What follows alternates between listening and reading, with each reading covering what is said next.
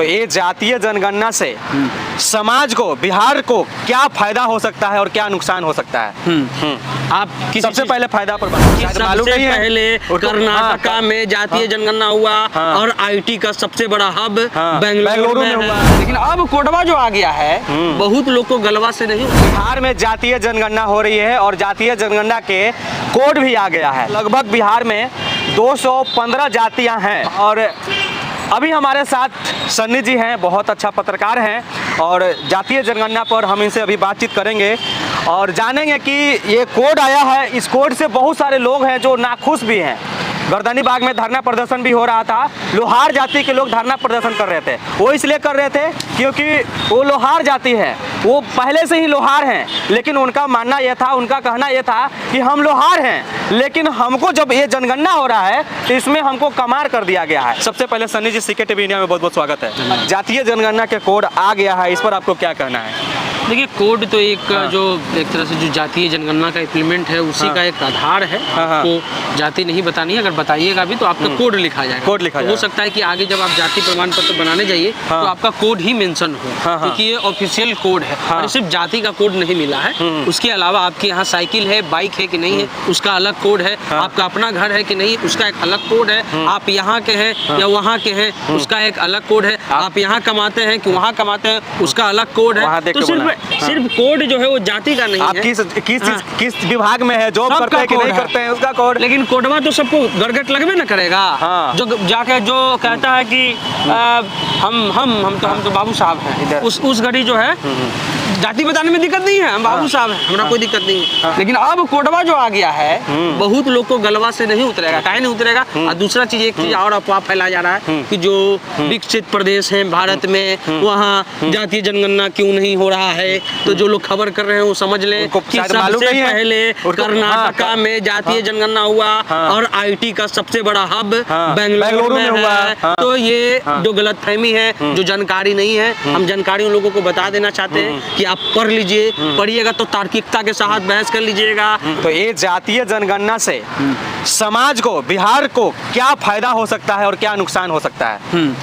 आप सबसे पहले फायदा पर बात करते हैं। किसी चीज का फार्म भरिए, फार्म भरिएगा, उसमें क्या लिखना होगा, क्या नियम है, जाति, आवासीय और आय प्रमाण पत्र अभी भी बनाया जाता है, आपको देना ही होगा। अगर आपका जाति हो गलत आप बता दिए और चुनाव लड़ लिए, आपका नामांकन कैंसिल, आपका नाम कैंसिल, आप जो जीते हुए पद हैं वो कैंसिल। ये है जाति का आधार, इसलिए है क्योंकि हमारे संविधान में उसकी व्यवस्था है। सरकार क्या करती है जाति को लेकर के? सरकार अभी हर जगह आप सुन रहे होंगे कि यहाँ पर आरक्षण दिया गया था, आरक्षण को हटा दिया गया। क्यों हटा दिया गया है? क्या कह रही है कोर्ट? कोर्ट क्या कह रही है? कोर्ट का क्या कहना, क्यों हट रहा है जातीय जनगणना आरक्षण? जो महाराष्ट्र में जो चुनाव हुआ, निकाय चुनाव, वहाँ रोक लगा, बिहार में निकाय चुनाव क्यों रोक लगा? सरकार, कोर्ट पूछ रही है, जाति आप आरक्षण लागू कर रहे हैं, आंकड़ा क्या है, कहाँ से लाया आपने?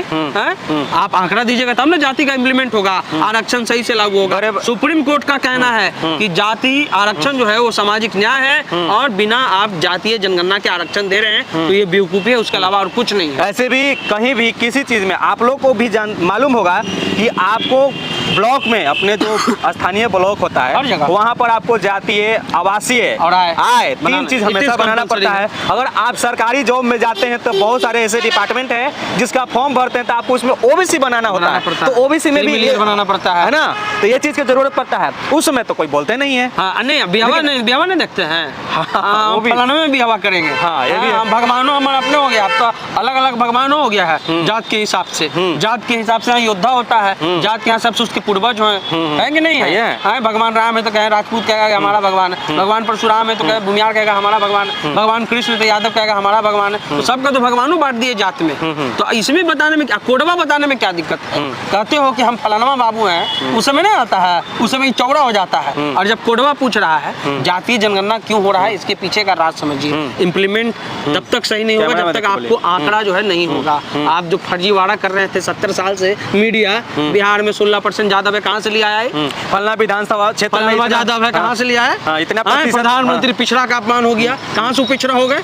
ये कौन चला रहा था? कहाँ से आंकड़ा आया कि फलाना 16% यादव है बिहार में, 8% फलाना है, 6% ब्राह्मण है यूपी में? कहाँ से आ गया? बिना आंकड़े के। आंकड़ा लाइए तब ना पता चलेगा कि कौन मलाई खा रहा है, कौन जो है हिस्सा किसी का मार रहा है। ये पूरा चीज जो है जातीय जनगणना है, इसलिए अब आ जाइए सरकार का सिस्टम जो हमको और आपको सरकार पैसा देती है। अनुसूचित जाति वर्ग, पिछड़ा वर्ग, EWS वर्ग, अल्पसंख्यक वर्ग, कहाँ से पैसा मिलता है? जब हमें पता ही नहीं रहेगा कि किसकी आबादी क्या है, कितना डेटा है, तो पैसा बताएगा कैसे? बिल्कुल बिल्कुल। तो ये इम्प्लीमेंट का एक तरीका है। कोड से जिसको दिक्कत है उसको अपने आप को जाति का वर्चस्व दिखाने से दिक्कत नहीं है, बस कोडवा से दिक्कत इसलिए है कि सच पता चल जाएगा कि कौन मलाई खा रहा है। बिल्कुल बिल्कुल। अच्छा, इसका नुकसान क्या क्या हो सकता है, इसका क्या क्या कमी हो सकता है? देखिए, जातीय जनगणना का नुकसान भी है अगर आपके पास कोई आंकड़ा आए और आप इसको इम्प्लीमेंट ना करें। जैसे कि बहुत सारे आयोग तो बना दिए गए हैं, लेकिन आयोग पर कोई काम नहीं होता है। जो भूमि सुधार कब हुआ, अभी तक उसका इम्प्लीमेंट नहीं हुआ है। कई ऐसी योजनाएं हैं, कई ऐसा आयोग बनाया गया, जैसे यहाँ बिहार में महिला आयोग तो है, लेकिन उसको स्टैंड नहीं किया गया है, तो बनाकर आप क्या कर लीजिएगा? तो इसका नुकसान यही है कि अगर आप कोई आंकड़ा आता है तो उसका इम्प्लीमेंट भी होना चाहिए, बस राजनीति नहीं होना चाहिए। बहुत सारे लोग इसका विरोध भी कर रहे हैं। हाँ, विरोध बहुत सारे लोग विरोध नहीं कर रहे हैं। जिस चीज को समझ नहीं पा रहे हैं वो विरोध करेंगे, या उन्हें लगता है कि जातीय जनगणना या जाति वो समाज का सच है। आपका जीना, आपका मरना, आपका हर चीज जाति में है, ये एक सच्चाई है। तो इसको निगलेक्ट करके अगर आप चल रहे हैं, आप सोच रहे हैं प्रोग्रेसिव जातिवाद, बहुत सारे लोग, प्रोग्रेसिव जातिवाद का अर्थ होता है कि उसके मन में तो जातिवाद रहेगा, लेकिन वो दिखाएगा नहीं कि हम जातिवाद हैं। अच्छा, ये जाति प्रथा जब बनाया गया तो इसको गिनने से बहुत सारे लोग को समस्या है कि नहीं? ये तो मनुव्यवस्था। तो वेदों ने कहा कि मुंह से ब्राह्मण पैदा हुआ, बाजू से क्षत्रिय, यहाँ से जो है ये जंगा से वैश्य पैदा हुआ और पैर से शूद्र। ये तो आपने बनाया। मोहन भागवत ने सही कहा कि पंडितों ने बनाई जात, और जात एक भारत की सच्चाई है और संविधान उसी से चल रहा है। तो उसमें अगर किसी और एकदम ये अब जाकर के अगर कहीं भी होगा तो सही इम्प्लीमेंट होगा जाति के नाम पर। जाति के नाम पर जो राजनीति करते हैं, ये आपको क्या लग रहा है कि तेजस्वी यादव और लालू यादव और नीतीश कुमार जातीय जनगणना करवा रहे हैं? उनको नुकसान नहीं है, उनको भी नुकसान है। क्या ये जातीय जनगणना इसलिए भी तो नहीं हो रहा है क्योंकि लोग वोट के लिए जब वोटिंग होगा तो उसमें चुनाव के समय में उस जाति को यूज किया जाएगा कि कौन से प्रतिशत, कौन सी जाति है जो सबसे ज्यादा है? ये तो होता आ रहा है कि यूज अभी भी हो रहा है, यूज होगा ही।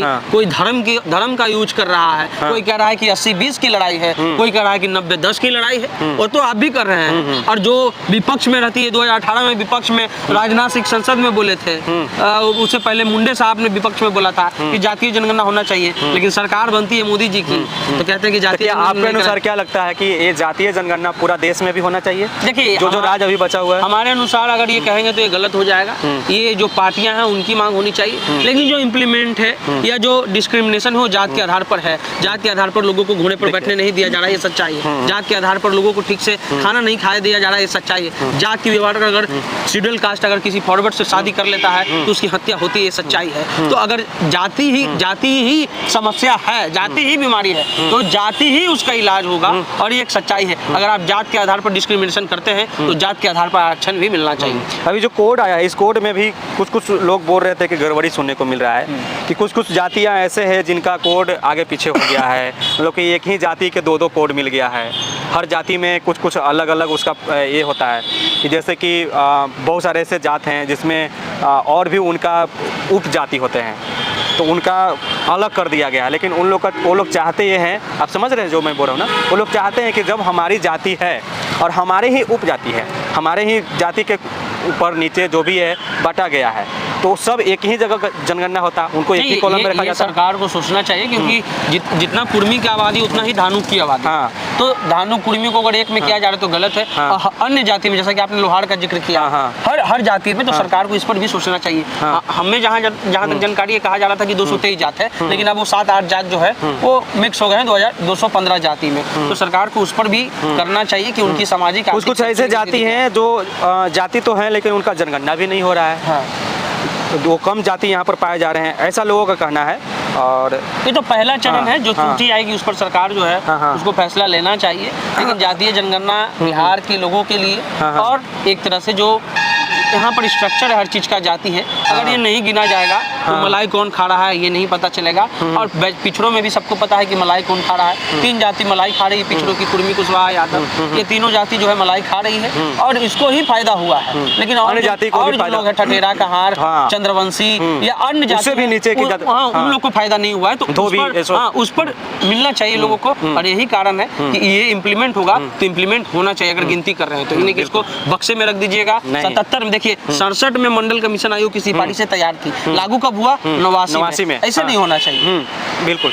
तो उम्मीद है कि हमारा यह प्रयास आप लोग को अच्छा लगा होगा। आपको क्या करना है, आप अपना प्रतिक्रिया कमेंट बॉक्स में जरूर दीजिएगा। अच्छा लगा होगा तो इसको और आगे भी शेयर कीजिए। फिलहाल के लिए इतना ही। आप देख रहे थे CK TV इंडिया न्यूज। नमस्कार, जय हिंद, जय बिहार।